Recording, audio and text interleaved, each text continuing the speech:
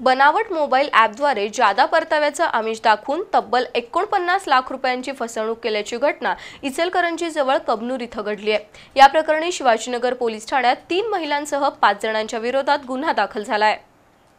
इचलकरंजी जवळ कबनूर इथं राहणारे मिलिंद कोले यांना 26 ऑगस्ट रोजी मीरा राणा या महिलेनं व्हॉट्सअप कॉल केला।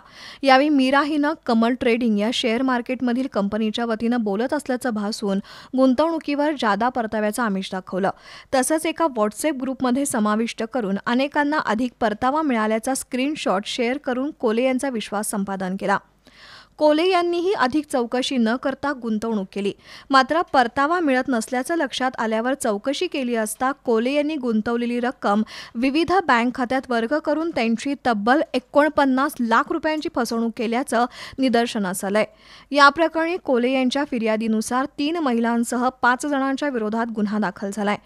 मीरा राणा, डीना, प्रिया, राजीव सप्तर्षी आणि राहुल महांती अशी संशयितांची नावं आहेत।